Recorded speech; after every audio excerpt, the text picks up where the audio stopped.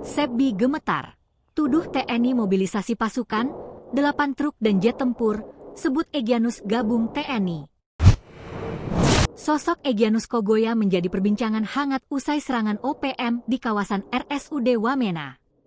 Bahkan, kehadirannya dikaitkan dengan isu bahwa ia membelot.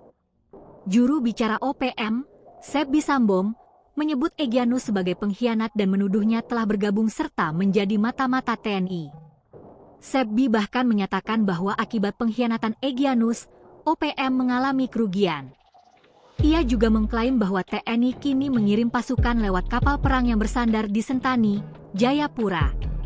Selain itu, TNI disebut mengangkut logistik dan personel menggunakan 8 truk militer menuju Wamena, serta helikopter tempur dan pesawat nirawak yang berseliweran.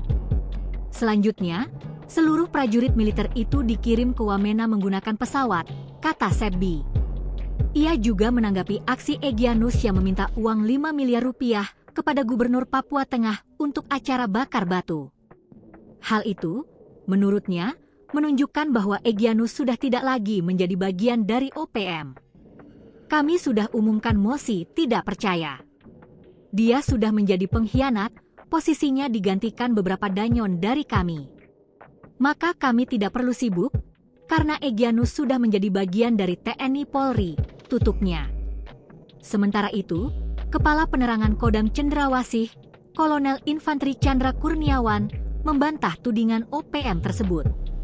Ia menyatakan bahwa kehadiran TNI di Wamena tidak berkaitan dengan penyerangan oleh OPM kepada aparat pada penghujung Mei lalu. Chandra menjelaskan bahwa hal tersebut merupakan bagian dari rotasi pergantian personel dari Satgas Pamtas Kewilayahan Indonesia, Papua Nugini Yonif 641 Bru kepada Yonif 521 Dia.